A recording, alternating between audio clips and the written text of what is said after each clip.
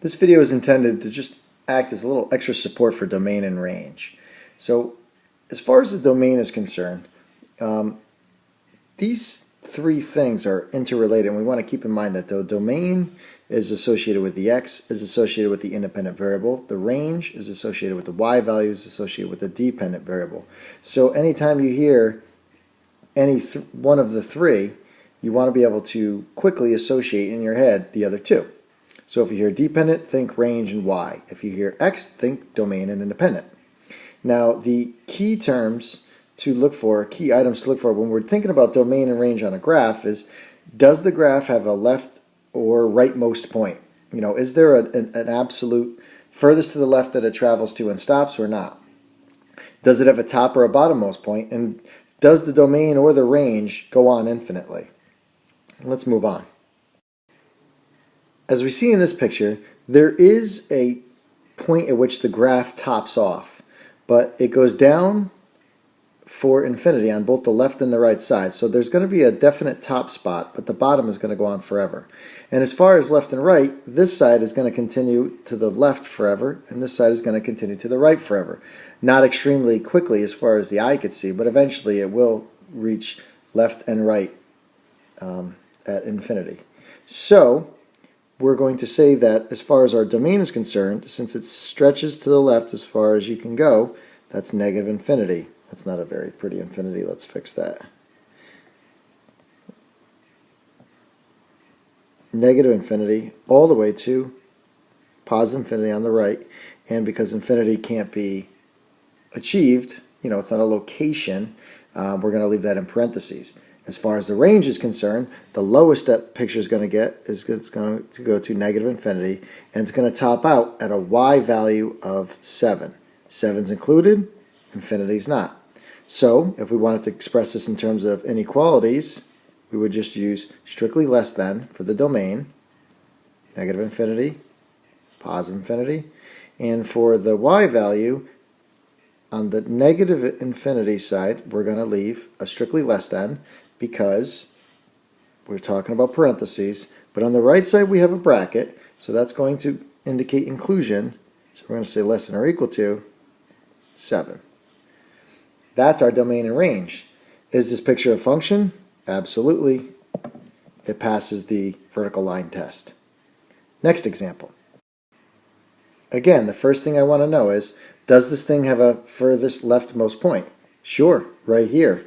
It's going to go on for infinity to the right side, but the left side definitely terminates. This termination point is also the highest point, coincidentally, on the graph, and it's going to go down forever. So for the domain, we're going to say the furthest left the picture is going to get to is negative 5, and it's going to go on to positive infinity.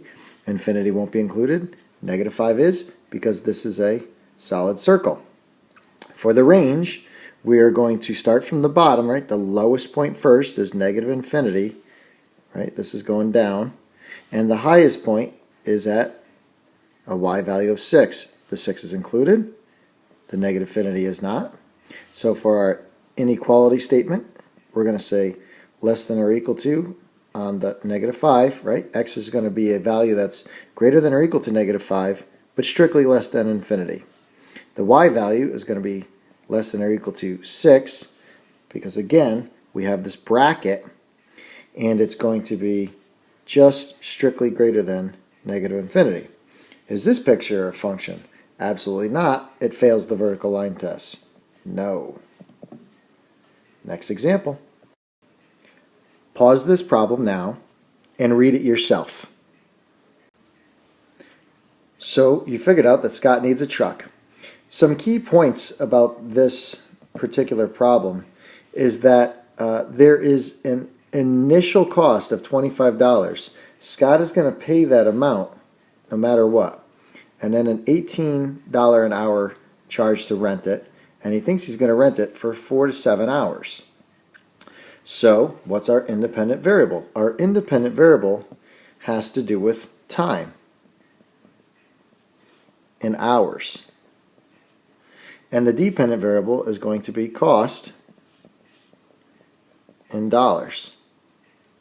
The domain, therefore, since the domain has to do with time, the domain is going to be somewhere between 4 to 7 hours.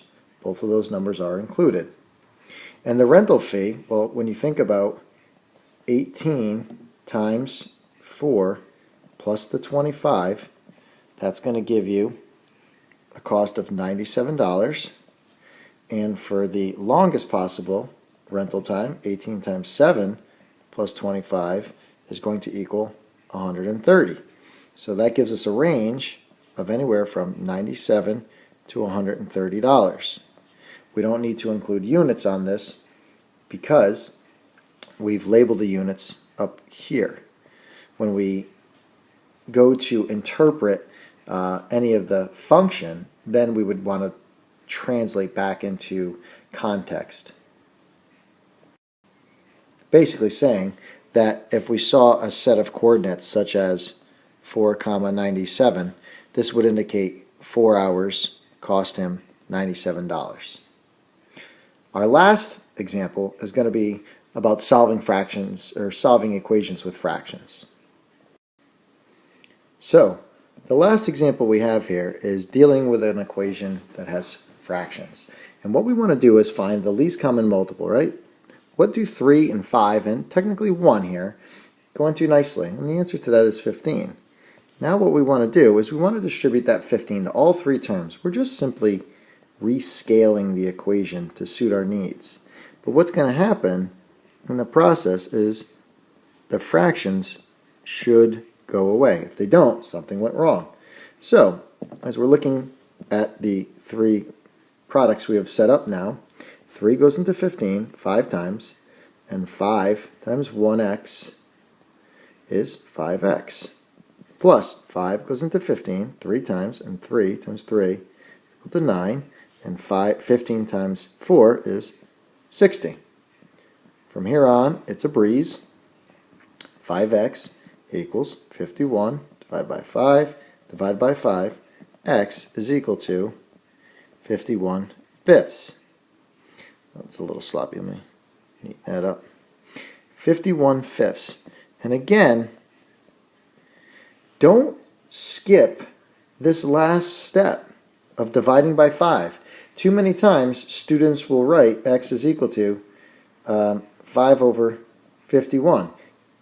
It's uncomfortable for you to show that last step, and what happens is you end up writing the wrong answer.